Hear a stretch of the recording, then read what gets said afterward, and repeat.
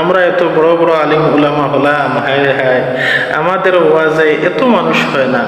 10 লক্ষ, 25 লক্ষ, 30 লক্ষ মিজানুর রহমান আজহারির ওয়াজে মানুষ হয়ে যায়।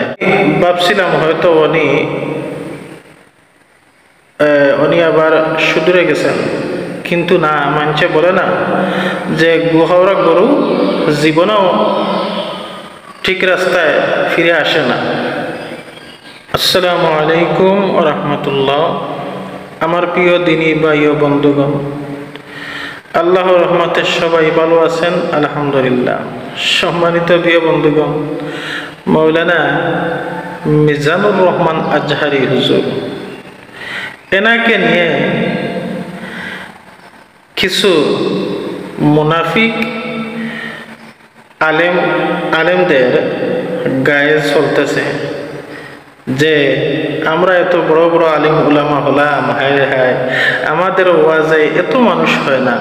10 লক্ষ, 25 লক্ষ, 30 লক্ষ মিজানুর রহমান আজহারির ওয়াজে মানুষ হয়ে যায়, আর আমরা কোথায় এত বছর থেকে পড়ে থাকলাম।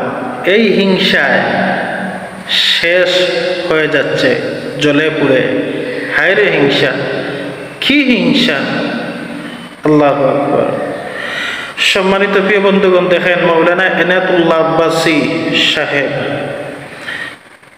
আসলে আমি এনার কাছ থেকে এই ধরনের ভাষা কোনোদিনও আশা করি নাই।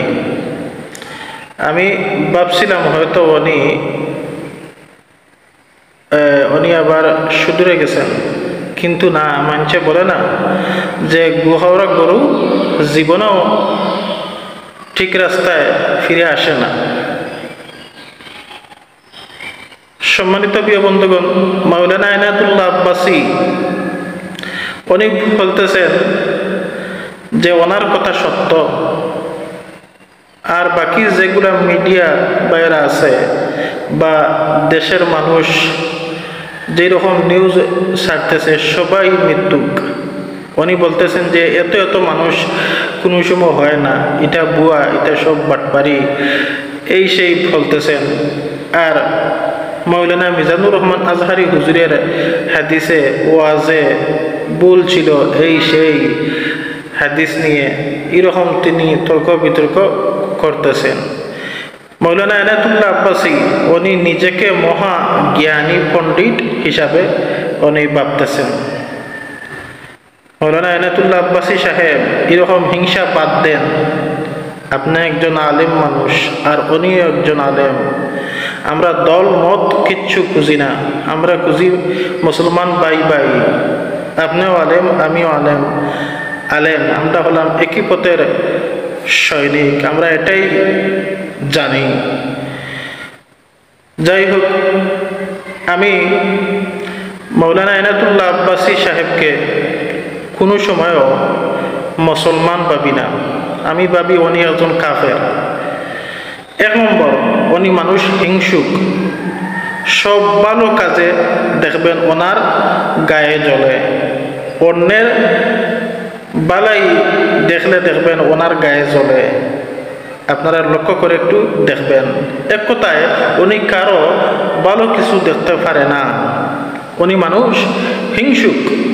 2 নম্বর হচ্ছে উনি মুসলমানদের কাফির ফতোয়া দেন। তাহলে উনি নিজে যে কাফির কোনো সন্দেহ নেই। আমি ওনাকে আলিম আগে ভাবতাম, ঠিক আছে, কিন্তু এখন মনে হয় উনি মুসলমানও নয়, উনি কাফের, কোনো হিংসুক। আর এইরকম ভুলভাল ফতোয়া দেওয়া ব্যক্তি কোনোদিনও আলিম হতে পারে না, আর মুসলমান হতে পারে না।